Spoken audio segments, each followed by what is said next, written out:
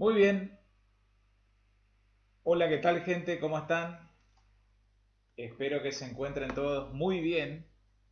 Y bueno, vamos retomando ya sí esta parte final de nuestro curso de ingreso, ¿sí? De la carrera de abogacía que dicta la Universidad Católica de Santa Fe en nuestra querida sede Posadas, sede Santos Mártires. Bien, la idea sintética, ¿sí? Del encuentro de hoy en esta modalidad asincrónica que nos ha tocado en este día martes 23 de marzo de 2021 es bajar unos lineamientos y algunos consejitos muy básicos, ¿sí? Muy elementales en materia de sistema de citación, ¿sí? Sistema de citas. Está, de a poco vamos a ir metiéndonos entre todos ustedes de una manera progresiva, así, lenta pero sin pausa, van a ir, digamos, navegando, introduciéndose por los textos académicos. ¿Sí? Y lo cierto es que en los textos académicos, sea de cualquier ciencia, ¿sí? Pero la que nos toca es la ciencia jurídica, ¿sí? El mundo del derecho, van a ir descubriendo cómo los autores, ¿sí? Por honestidad intelectual y, digamos, por sinceridad, muchas de las cosas que dicen no son de autoría propia, ¿sí? Sino que es necesario, por ejemplo, contrastar un pensamiento, ¿sí? Contraponer un pensamiento anterior. O a veces es necesario validar, ¿sí? Es como decir, ratificar lo que otro autor, lo que algún juez en algún fallo ha sostenido, ¿sí? Lo que algún doctrinario en su obra maestra, su obra magna lo escribió, ¿sí? Sea lejano en el tiempo o más próximo a nuestros días. Necesario muchas veces precisamente contraponer ideas o ratificar ideas o a partir de cierto orden lógico planteado por otro autor, ¿sí? Lograr conseguir una secuencia de pensamiento o otro camino u otra hilación de ideas, digamos, encadenamiento de ideas hacia otro camino, distinto al que lo dijo un autor anterior. Pues bien, hace a la honestidad intelectual con la cual nos tenemos que manejar en el mundo académico, ¿sí? Citar al autor de aquel pensamiento, de aquella frase, de aquella idea, ¿sí? Y luego volcar en todo caso el enfoque propio, ¿sí? La novedad que muchas veces se busca. ¿Sí? De a poco van a ir introduciéndose cuando vayan avanzando con las materias de investigación, para eso están los talleres, ¿sí? Seminarios, como en algunas oportunidades les va a tocar hacer trabajos de monografía. ¿Sí? Y en los trabajos de monografía, ¿qué es lo que sucede? Ustedes deben hacer una investigación acerca generalmente de un solo tema e ir contrastando opiniones, ¿sí? Hablar de un determinado tema del derecho, supongamos estado de familia en materia de derecho civil, parte general, e ir contraponiendo distintas opiniones, ya sean autorales, ¿sí? de autores en sus propias obras de doctrina, o cómo ha ido evolucionando una línea jurisprudencial. No son los mismos los fallos de 40 años atrás que los fallos más recientes.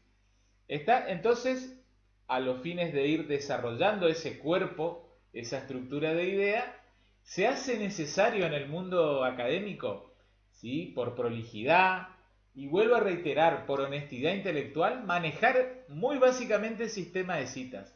Este va a ser un video de algunos minutos, supongamos 20, 25 minutos, quizá un poco más, ¿sí? En el cual vamos a ver algunos lineamientos generales que ustedes quizás ya lo traen inclusive del propio colegio secundario, ¿sí?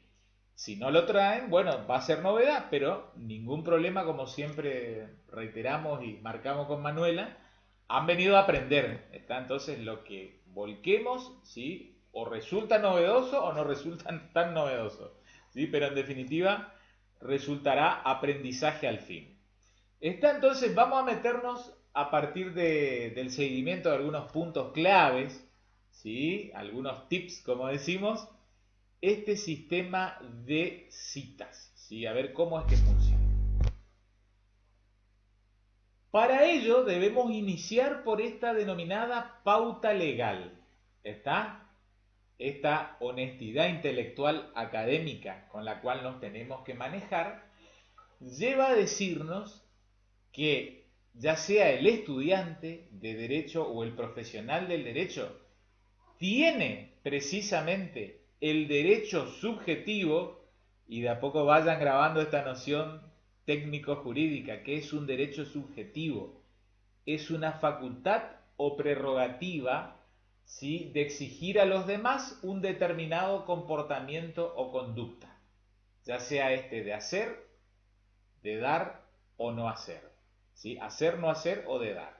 Se suele subclasificar de manera tripartita esas obligaciones. Pero volviendo a lo que nos interesa, nos asiste el derecho subjetivo a citar las obras de terceras personas, ¿sí? Pensamientos ajenos. Es lo que se conoce este instituto como el derecho de cita, ¿sí?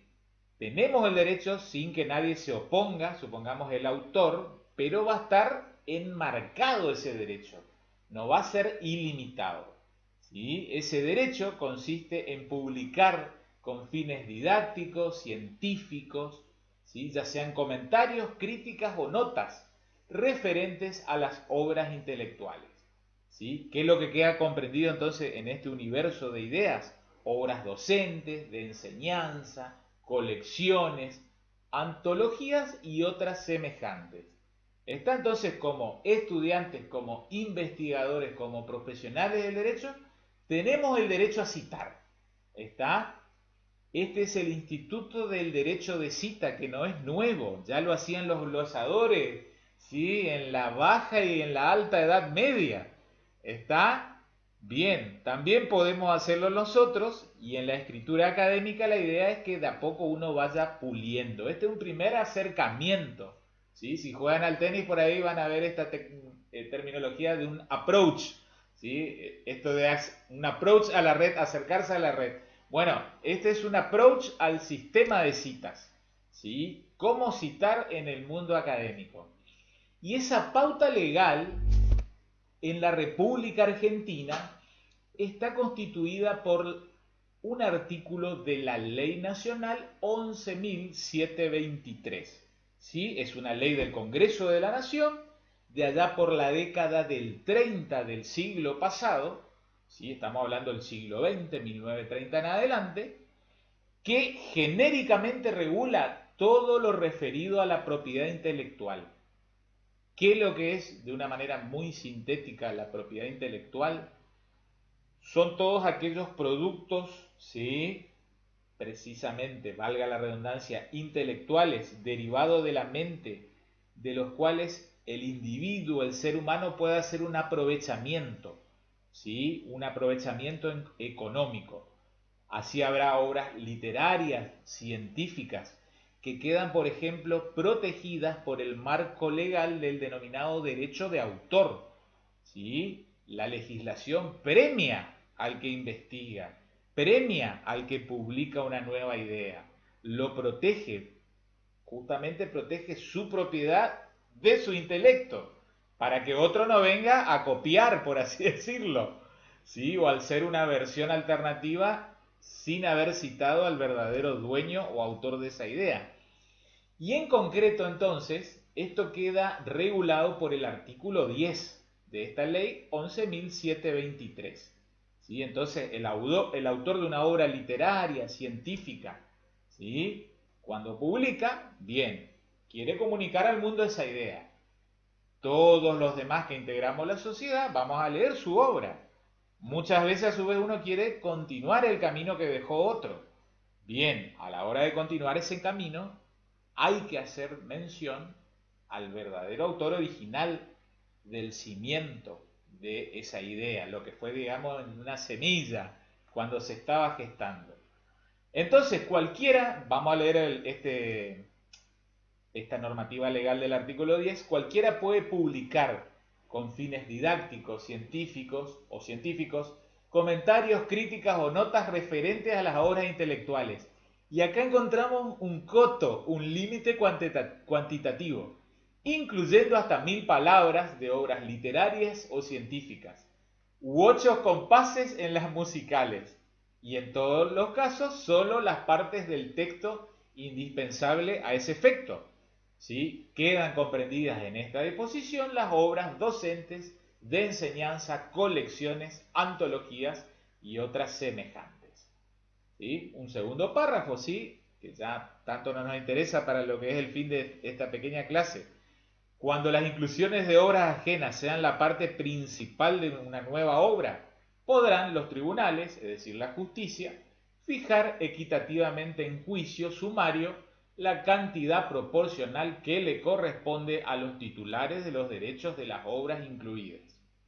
Porque les cuento, el derecho de propiedad intelectual fundamentalmente tiene dos fases, ¿sí? Dos caras.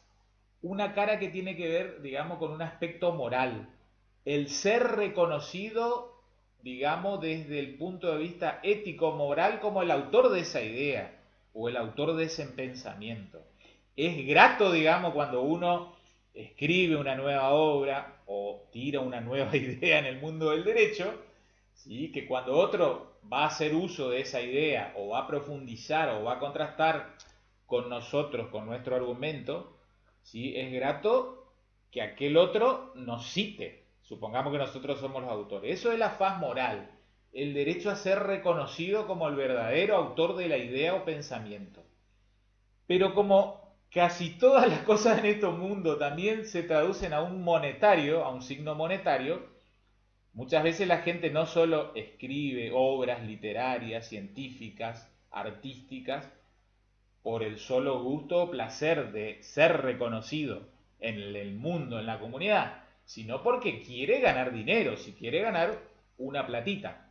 Entonces tiene el derecho a explotar esa obra que registra, ¿sí? Ese libro que registra, ese compás musical que lo registra, ¿sí?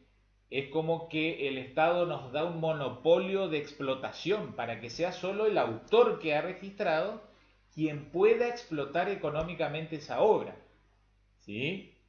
Entonces, vuelvo a reiterar muy rápidamente, el derecho de propiedad intelectual en general dos fases. Una faz moral para, digamos, sentir el gusto de ser reconocido, los demás que nos reconozcan como el verdadero autor de esa idea u obra, y por otro lado, el derecho a explotar uno solamente, como si fuera un monopolio de explotación, esa obra, esa idea, imprimir cuando uno quiere, un libro, cuando uno quiere lo retira del mercado para que no se venda más. Y en todo caso, si otra persona quiere, por ejemplo, aprovecharse, ¿sí? O aprovechar económicamente esa obra intelectual, deberá celebrar un contrato de licencia con el verdadero autor de esa obra. Volviendo al tema que nos convoca entonces, uno va a empezar a investigar, ustedes van a empezar a investigar de a poco en el mundo académico, se van a empezar a meter en el mundo online, en revistas jurídicas, como por ejemplo vayan anotando dos de ellas, sobre el final de la clase vamos a hablar, muy famosas en el mundo del derecho. Una se llama precisamente El Derecho, ¿sí? Revista jurídica especializada, entre comillas, El Derecho, y la otra revista jurídica especializada, más famosa, se llama La Ley. ¿Está? Después hay otros compendios de jurisprudencia, de normas, ¿sí? Como por ejemplo jurisprudencia argentina, o más modernamente ya viniendo casi hasta nuestros días, por ejemplo, toda la colección y doctrina de la editorial RPAR, que también escribe mucho para los profesionales de ciencias económicas. Entonces les decía, cuando uno empieza a navegar, si esto uno de a poquito se va metiendo y se va apasionando, y uno empieza a tener un pensamiento propio que por ahí hasta lleva a contrastar con la opinión de otro autor, ¿sí? Uno empieza a advertir cómo estos textos académicos,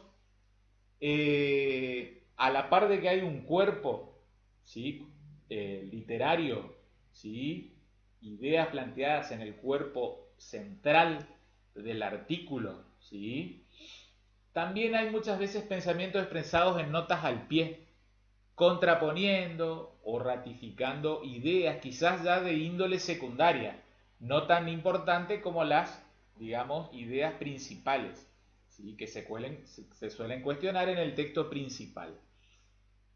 Uno de los textos disciplinares que les dejamos en este séptimo encuentro asincrónico, ¿sí? Es como para que ustedes empiecen justamente a advertir, ¿sí? Cómo es el autor de ese trabajo, que es el doctor Ogorini, que yo ahora a renglón seguido voy a proyectar, empiecen a advertir cómo el autor va escribiendo algo en el texto principal y luego, ¿sí? Cita al autor real de ese pensamiento, nota al pie, ¿sí? O agrega alguna que otra nota de contraste o de ratificación de lo que va diciendo, ¿sí? En el texto principal. Entonces, no se olviden, nos asiste el derecho de citar, ¿sí? Es legal, digamos, de lo contrario uno estaría haciendo una copia, ¿sí? Una copia burda, uno estaría siendo un ladrón de pensamiento ajeno. ¿Está? Entonces, por honestidad intelectual hay que citar. En ese camino, ¿sí? Cuando uno elabore una primer monografía que les va a empezar a suceder de a poco en estos primeros años de la carrera, o cuando luego avances y tengan que elaborar o reelaborar, como a veces sucede, tesis, a veces doctorales, a veces tesis de posgrado, ¿sí?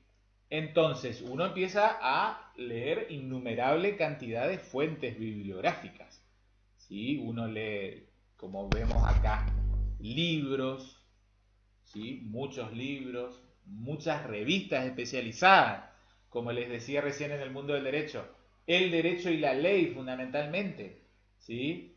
Y también, vamos a ser sinceros, leemos muchas cosas en internet, ¿sí? Pero de buena fuente legal. ¿Qué pasa cuando uno quiere empezar a escribir, ¿sí? Su propio artículo, citando pensamiento ajeno, contrastando, ratificando o modificándolo en parte, ¿por qué no? Uno se da cuenta de que hay veces que uno toma ideas ajenas, ¿sí? Pensamientos externos de terceros, y uno tiene la obra de ese autor ante sí, ¿sí? Por sí mismo. ¿Sí? Ya vamos a ir al artículo del doctor Gorini, que yo les hemos dejado en el contexto del aula virtual, y ustedes van a ir advirtiendo esta diferencia de cita de primera mano o cita de segunda mano. ¿Por dónde va la diferencia? Vean, en la cita de primera mano uno tiene el libro en el que está de manera directa la idea de ese autor. ¿Sí? Entonces uno mismo es el que lee, ¿sí? De visu, digamos, et auditu, uno ve y escucha, en este caso no escucha, sino en el sentido visual, que tal autor en tal obra sostiene tal afirmación, tal pensamiento. Bien, eso es una cita de primera mano, uno tiene el libro directo del autor de ese pensamiento o idea. ¿Qué sucede otras veces? Que hay veces que el pensamiento que queremos destacar, ¿sí? Hay veces que no tenemos la obra directa de ese autor, pero tenemos el pensamiento de ese autor de manera indirecta. ¿Por qué? Porque otro autor lo ha citado, ¿sí? Entonces es un pensamiento que el autor del libro que tenemos ante nosotros, vuelvo a reiterar, el autor del libro que uno tiene ante sí, si es un contexto, digamos, material de un libro físico, ese es el autor que ha visto la obra literaria, ¿sí? El pensamiento que ese autor cita. Entonces, una cita de segunda mano constituye una cita de segunda mano, o como vulgarmente se dice, cita de cita. ¿Sí? ¿Qué es lo que pasa muchas veces? Autores nacionales, ¿sí? Grandes maestros que ustedes de a poquito van a ir estudiándolos a lo largo de la carrera, citan doctrina alemana, francesa, ¿sí? Española, ¿sí? Británica. ¿Qué es lo que sucede? Nosotros no vamos a tener el libro acá en la facultad, ustedes en su estudio, en sus hogares, en la oficina, pero tienen el autor nacional que cita, ¿sí? Es muy habitual en el mundo del derecho civil citar a los autores franceses e italianos. Entonces va a haber muchas citas de segunda mano de autores franceses, ¿sí? ¿Por qué es tan importante el mundo francés en el mundo jurídico, civil?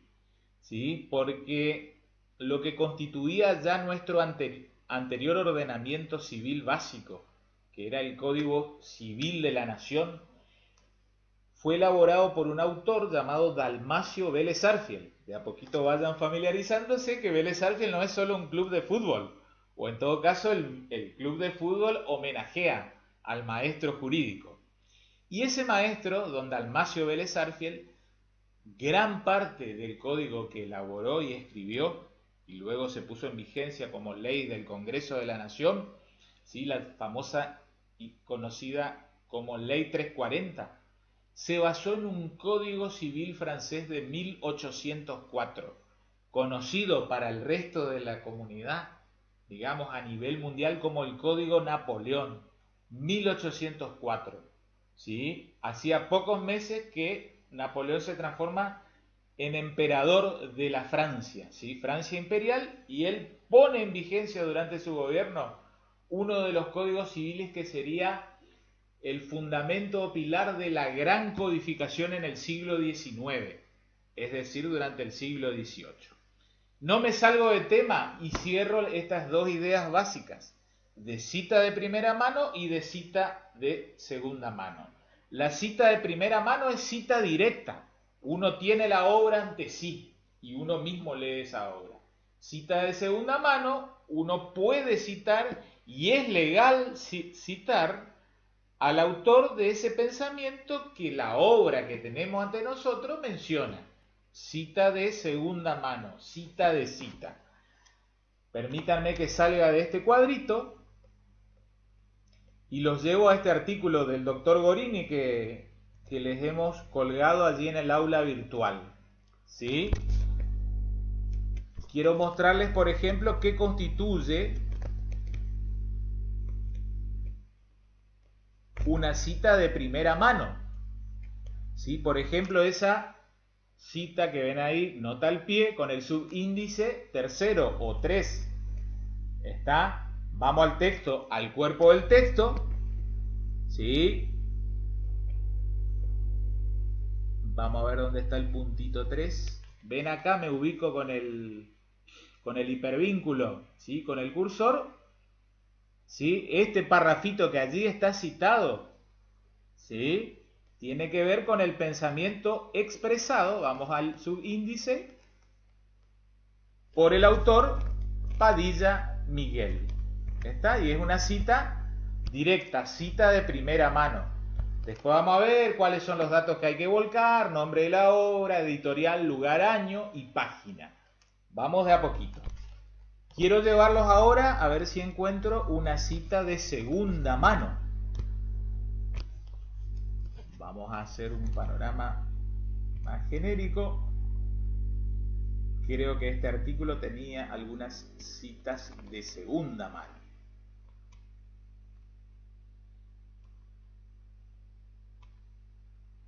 Vean, por ejemplo, para este subíndice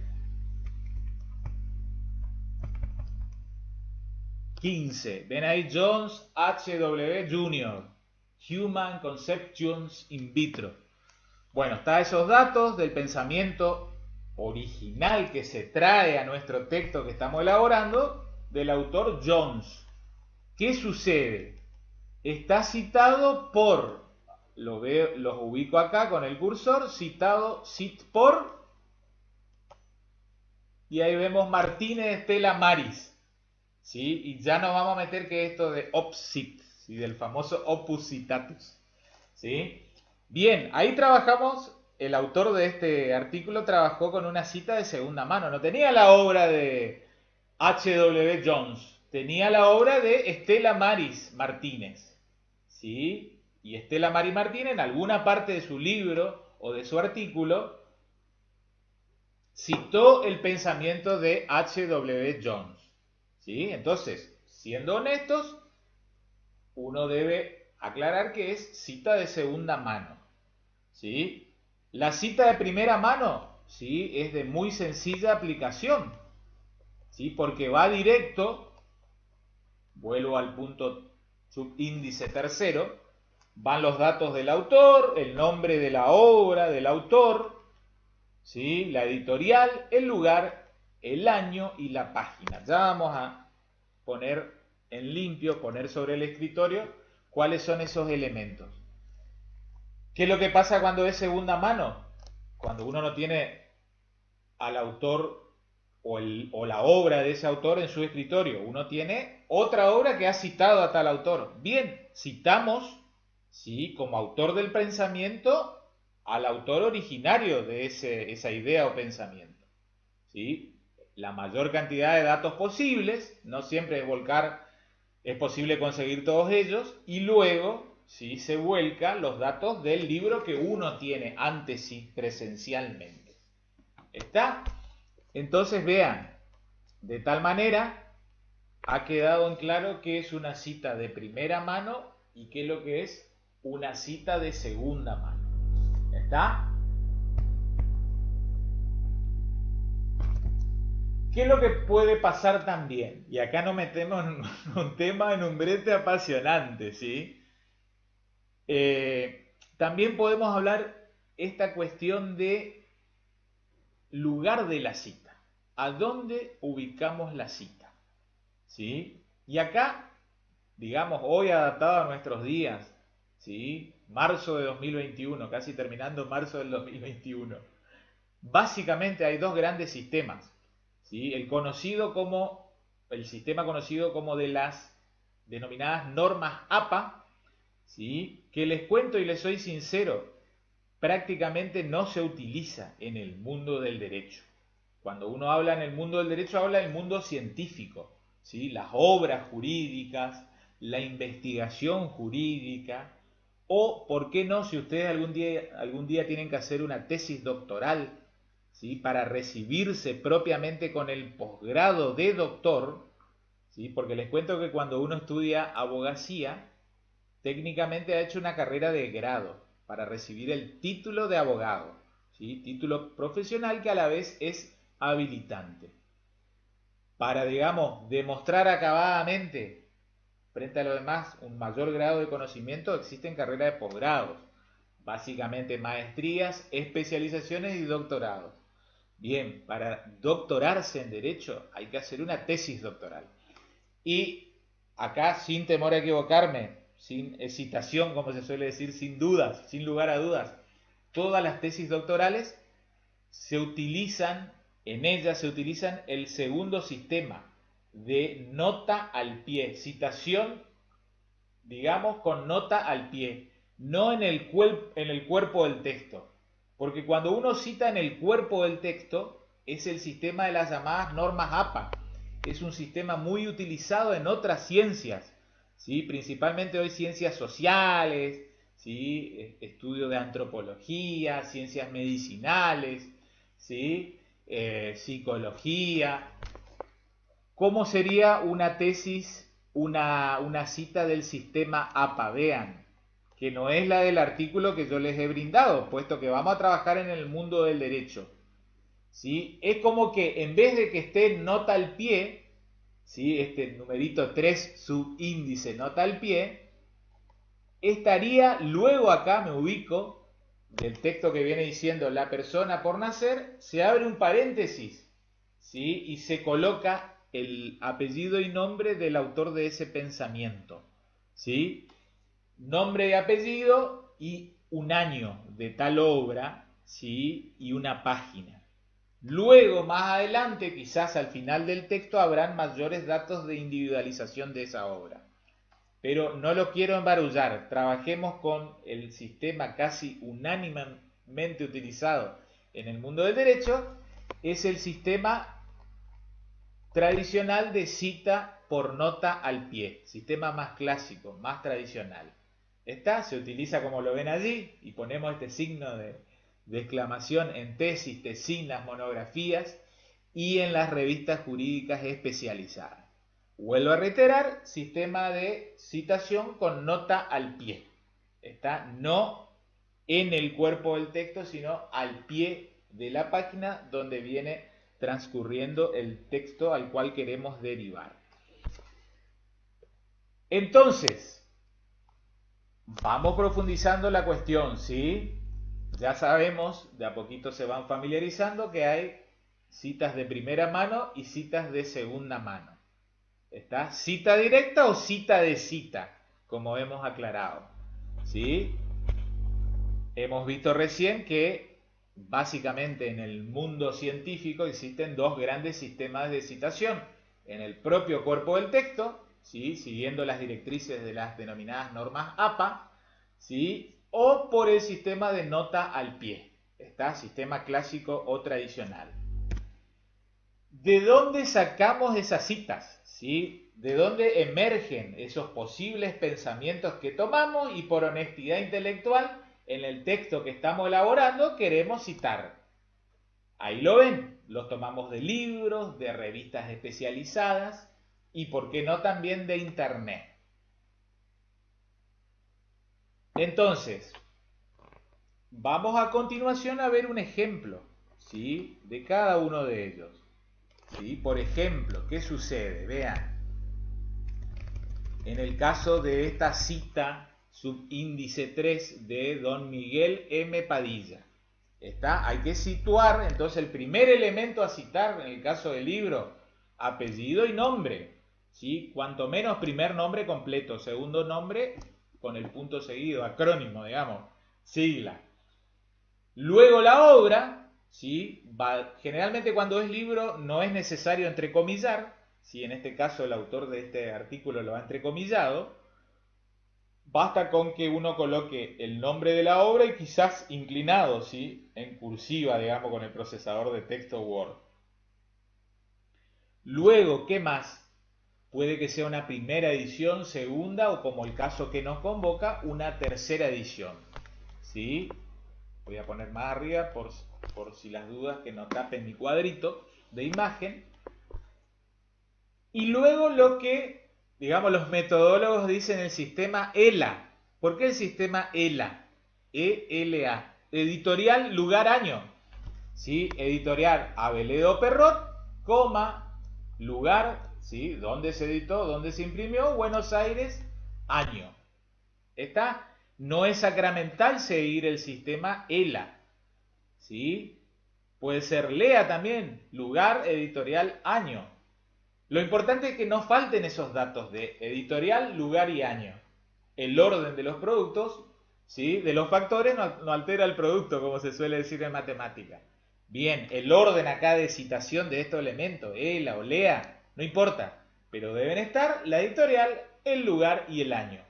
Y finalmente la página del texto, ¿sí? En donde está ese autor, está la idea o pensamiento de ese autor que pretendemos rescatar. ¿Sí? Se puede poner P, punto, o pag, punto, y el número.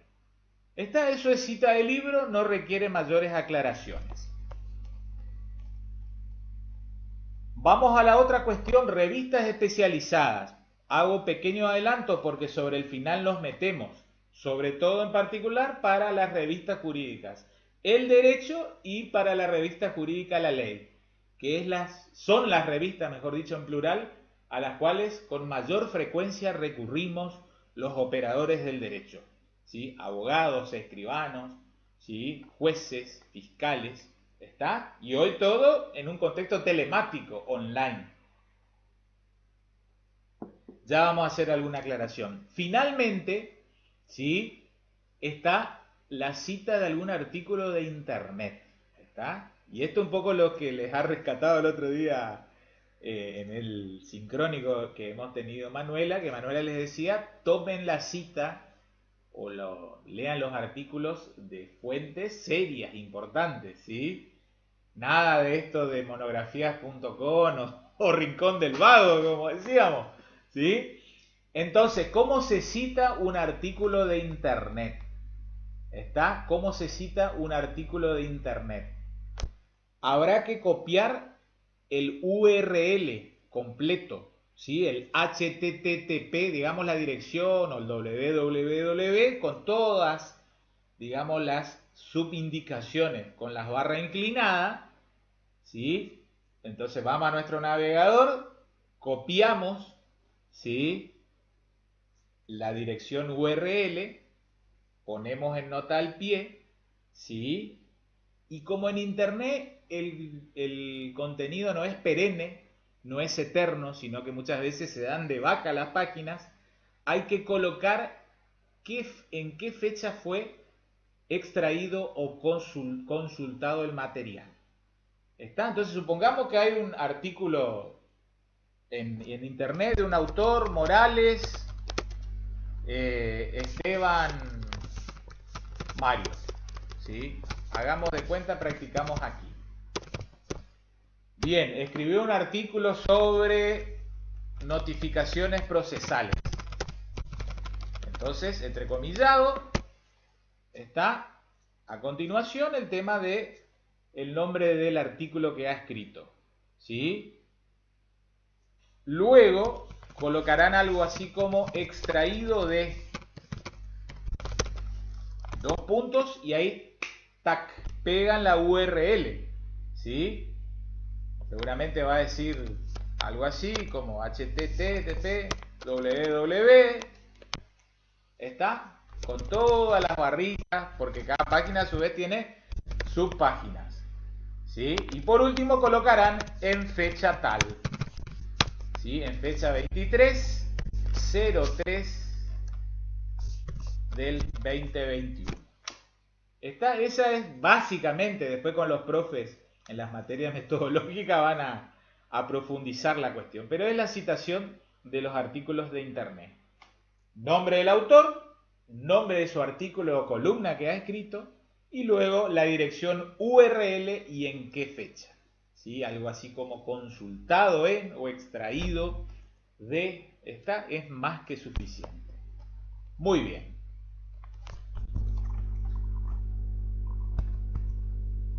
Vemos cómo hay varias cuestiones para hablar acerca del derecho o el sistema de citas, ¿sí? Otra cuestión, ¿sí? Esto de la denominada secuencia de citas. Vean, esto es un tanto complejo para algunos rompecabezas. Cuando uno lo entiende de manera directa, se simplifica la cuestión. ¿Qué es lo que sucede? Sucede lo siguiente.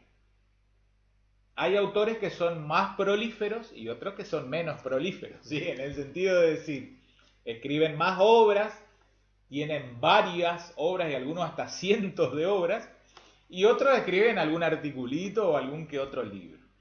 ¿Qué sucede entonces? Tradicionalmente cuando uno trabaja en el mundo académico, trabaja con los autores más destacados.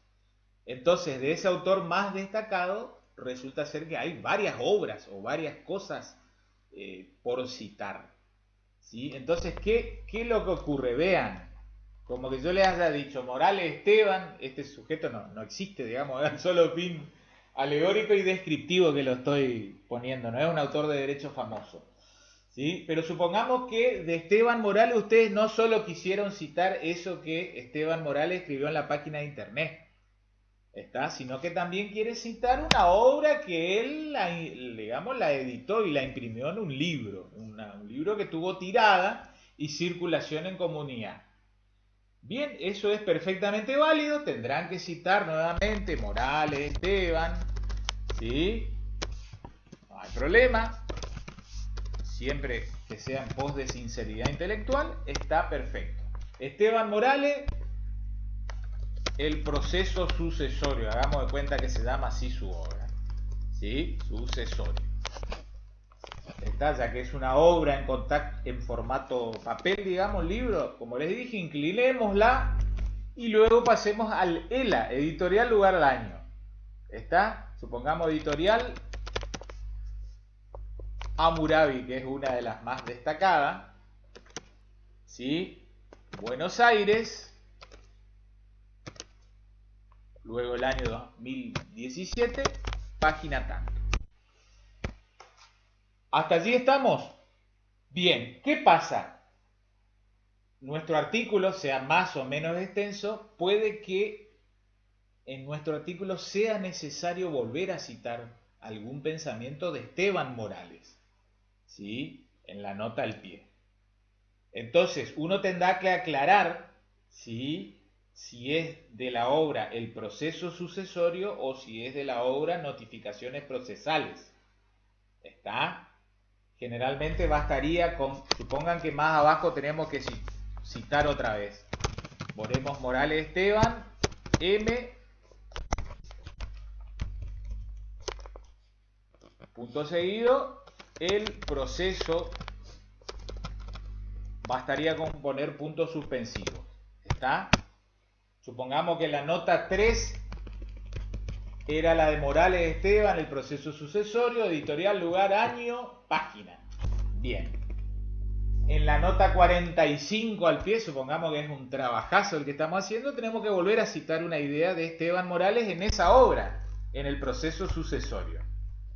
Bien, basta entonces componer y en qué página de su obra figura ese otro pensamiento que queremos destacar, ¿sí?, contrastar o reafirmar de Esteban Morales. ¿Está? Eso no nos complica, es ponerlo más adelante y de qué obra uno sacó. ¿Qué sucede a veces? Puede ser que de Esteban Morales hemos citado solo esa obra. ¿Sí? Supongamos que están las primeras 2 o 3 páginas de nuestro trabajo. Cita número 5, subíndice al pie. Luego más adelante, en la hoja 10 o 12 de nuestro trabajo, una cita al pie número 17, otra vez hay que citar el pensamiento de Esteban Morales en esa misma obra.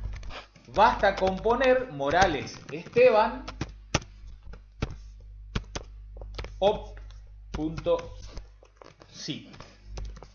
Está, página 84. No es necesario, si es de la misma obra, no es necesario volver a poner todos los datos de la obra de Esteban Morales. Siempre que hayamos citado solo una vez al autor Esteban Morales. ¿Está? Se puede colocar opcit o velarga.cit o también opcit. ¿Sí? ¿Por qué opcit? Porque viene, digamos, una locución latina, opus citatis, ¿sí? Obra citada. Está, en los últimos años generalmente ya se trabaja, digamos, castellanizado todo con esta, digamos, esta denominación, esta locución de opcit. ¿Está?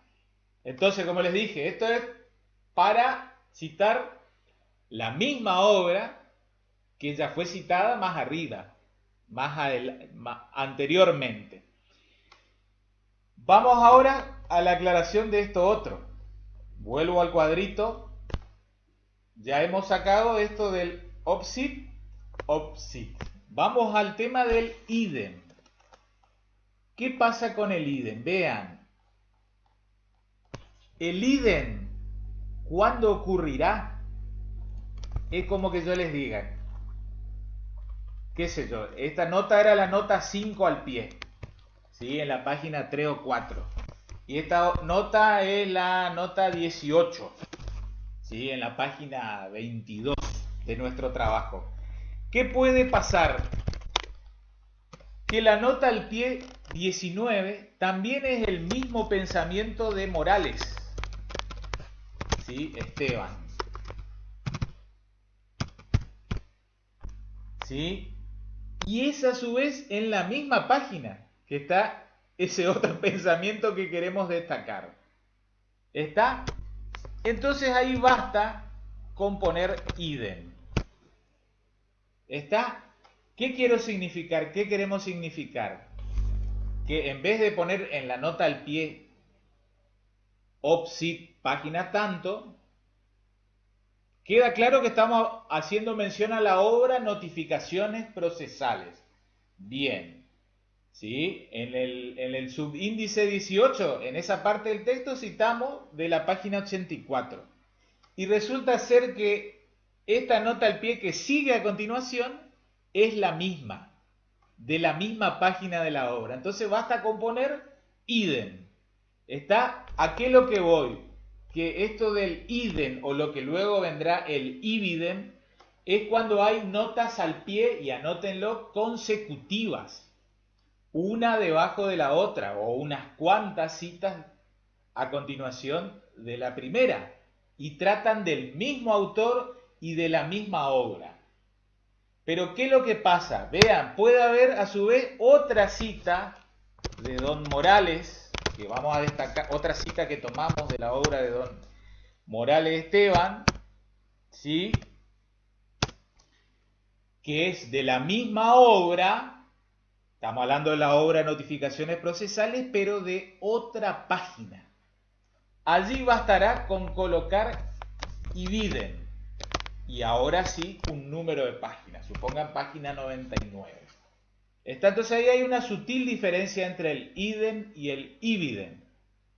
El idem es porque le sigue a continuación a una nota al pie consecutiva del mismo autor y la misma página. ¿Me entienden? En cambio, el ibidem es porque estamos hablando de la obra, idea o pensamiento del mismo autor, en su misma obra, pero en otra página. ¿Está? Entonces, cuando uno pone Morales Esteban en nota al pie número 20, ibidem, página 99, queda en claro para el lector, digamos, uno cuando se va culturizando a nivel académico universitario, sí, que estamos hablando de la obra Notificaciones Procesales, con todos esos datos que aprovechamos de la primera vez que lo identificamos, página 99. ¿Se entiende? Vuelvo a hacer la pequeña aclaración de OPSIT, idem e ibidem. Supongamos en nota al pie número 5 la obra Notificaciones Procesales de Esteban Morales con todos los datos de identificación que fuimos viendo. ¿Sí? Luego, aparece la necesidad de volver a citar a Esteban Morales. No hace falta citar más datos, ¿sí?, que poner la locución OPSIT, obra citada a tal página. ¿Sí? Supongamos que esto no es internet.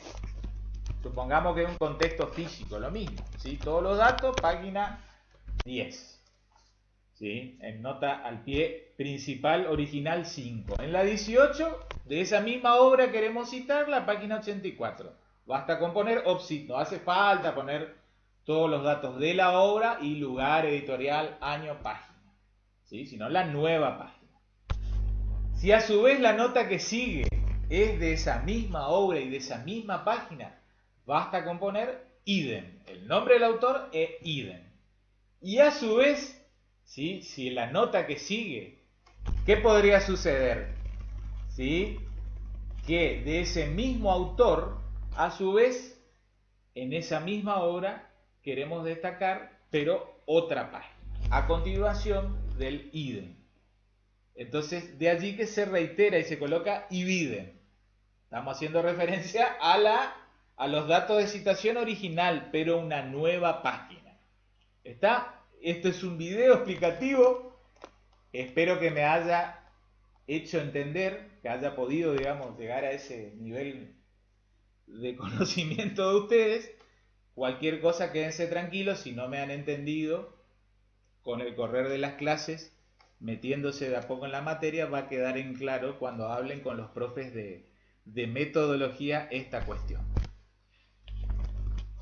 Una cosita más y cerramos la clase video esta para esta oportunidad. Revistas jurídicas más consultadas, con las cuales solemos trabajar asiduamente. Ahora ustedes como estudiantes, y vaya que si no cuando sean profesionales, sí, la inmensa mayoría de ustedes, así confío. Ahí lo ven, el derecho, la ley, jurisprudencia argentina. Vamos a familiarizarnos, ¿sí?, en qué es lo que significan estas letritas y estos numeritos, ¿sí? Porque les cuento, cada revista jurídica se organiza a su manera. Entonces uno por ahí va a leer y a ustedes le va a pasar en ese texto del doctor Gorini, que por ejemplo va a haber algún artículo de un autor citado ed. Acá me pongo con el hipervínculo, con el cursor, ed. ed significa la revista jurídica del derecho, coma, y luego viene un numerito, 167, que lo ven ustedes aquí. Ese es el número de tomo. Les cuento, esta revista jurídica del derecho ¿sí? Hay diarios que se van publicando de lunes a viernes, pero a fin de año se hace un solo tomo, ¿sí? Se encuaderna todo y se hace un solo tomo, uno o varios tomos, ¿sí? Generalmente hay 3 o 4 tomos por año. Entonces, el primer número significa en qué número de tomo está. Luego viene un guioncito y otro número, que es el número de la página de ese tomo. Sintetizando, cuando dice ed, 167 es el número del tomo. Luego, guión 960 es el número de página. ¿Está? Acá les muestro, por ejemplo, en este artículo de Gorini. Acá, por ejemplo, ven esto de Quintana Eduardo Martín. Está citado el artículo, ed, ¿sí? 163, justo guión 235. Tomo 163, página 235. ¿Sí?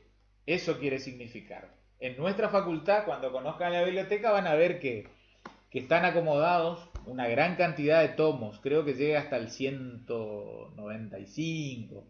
Después, hasta el 2006, 2007 se compraba esos tomos. Luego se empezó a pasar al formato virtual. Pero hay muchos tomos en donde uno encuentra doctrina, jurisprudencia. Es apasionante cuando uno empieza a leer esos tomos. Vamos a la otra revista jurídica, La Ley. Tiene otra manera, digamos, de simplificar la información. Van a encontrar que muchas veces dice LL. LL es La Ley, revista La Ley.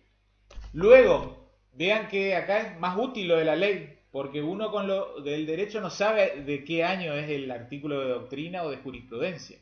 En cambio, en el de la ley uno ya tiene el año. ¿Sí? Por ejemplo, me sitúo aquí, 1996. Luego un guioncito, letra D mayúscula. ¿Qué significa eso? Que es el tomo letra D del año 1996. Generalmente por año hay 4 o 5 tomos, ¿sí? Que comienzan en la letra A, luego continúan por la B y así sucesivamente, C, D y de ser necesario un tomo E. Finalmente el último dato viene a ser el número de página. ¿Está?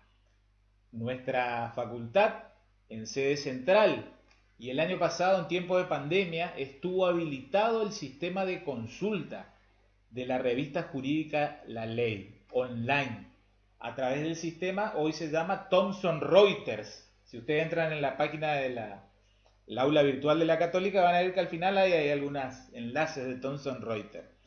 Bien, está la posibilidad de acceder a todo ese material, ¿sí? Virtual. No obstante, se sigue imprimiendo en formato papel, en formato tomo, cuaderno, cada uno de estos tomos. Reitero entonces cómo funciona lo de la ley. LL viene a significar la ley, a diferencia de ED, que significa el derecho. Luego el año, luego qué tomo de ese año, el tomo letra D de ese año, finalmente página 1271. Está, después van a encontrar otro buscador como jurisprudencia argentina. Está, pero no es tan consultado como estos dos primeros. Finalmente, digamos, también de a poco van a empezar a familiarizarse con fallos, con sentencias, digamos, clásicas de la Corte Suprema de Justicia de la Nación. ¿Sí? Desde que esta funciona, digamos, por atribución constitucional desde el año 1853 hasta nuestros días. ¿Sí? Ya en primer año vamos a ir viendo algunos casos clásicos. ¿Sí? Yo le empiezo a tirar así, de a poco se van a ir familiarizando. ¿Sí? Como por ejemplo Ponseti de Balbín, ¿sí? O por ejemplo casos Zahir y Dip.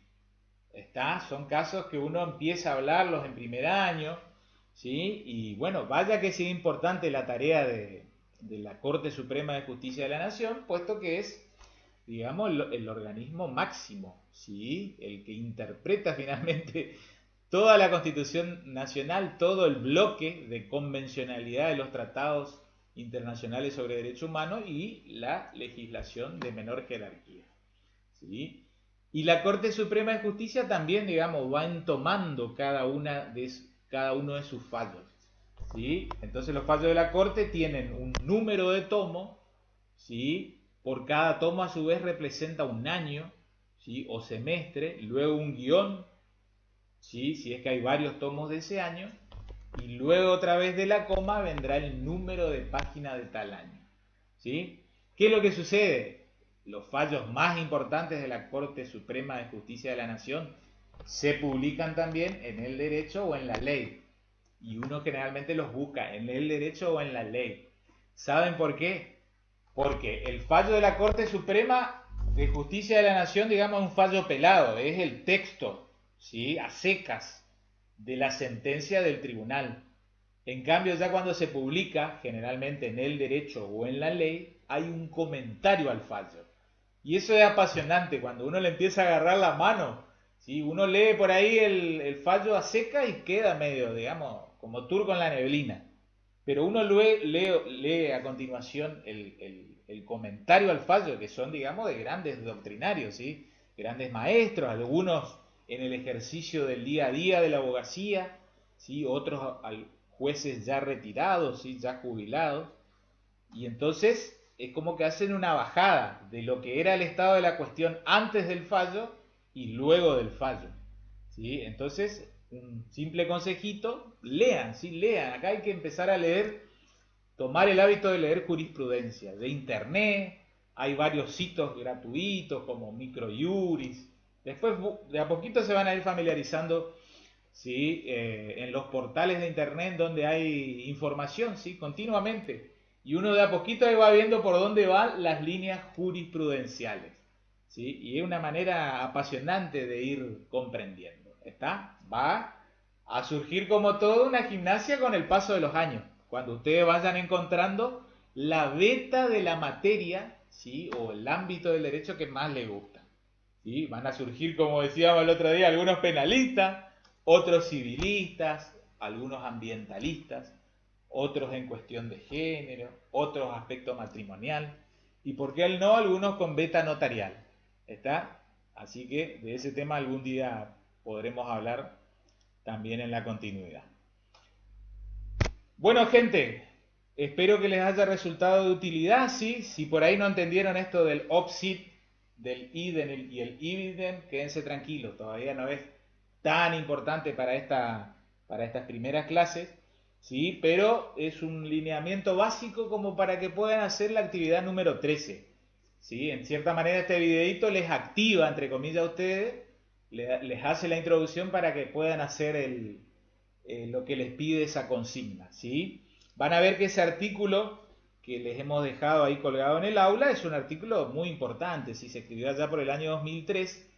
Vean a ver si entonces pueden poner en práctica el sistema de citas, ¿sí? No les digo que hagan en este sentido una síntesis probablemente de todo el artículo. Les invito a que se focalicen en las teorías genéticas acerca del inicio de la vida humana. ¿Está? Porque para eso también les va a servir ese ejercicio de ir comprendiendo algo que de a poquito van confirmando. El estudiante de Derecho y el abogado profesional no solo lee Derecho, tiene que leer economía, medicina, genética, psicología, sociología, antropología. En ese caso, que fue un fallo de la Corte del año 2002, se habló mucho de genética, ¿sí? Y tiene una ligación importante inclusive con lo que hemos hablado el otro día, con la nueva ley de interrupción legal del embarazo, del ILE, ¿sí? Es decir, del tema del aborto. Puesto que en aquellos años ya la Corte sentó una postura de qué entiende por concepción. Entonces, para poder entender qué es la concepción, que es el punto de inicio de la vida humana, es decir, momentos del cual hay un sujeto al cual hay que defender en su derecho a la vida, hay 4 respuestas posibles que no las brinda el mundo jurídico ni la religión, ¿sí? Sino que las brinda la genética. ¿Está? Hagan una síntesis aprovechando el sistema de citas que hemos expuesto de una manera muy sintética de las 4 teorías genéticas acerca del posible comienzo de la vida humana. Bueno, gente, me despido y Dios mediante nos estamos encontrando en el encuentro sincrónico del jueves 26 a las 15 horas, que ya va a ser el último encuentro de estas 2 semanitas del módulo de gestión de herramientas del aprendizaje.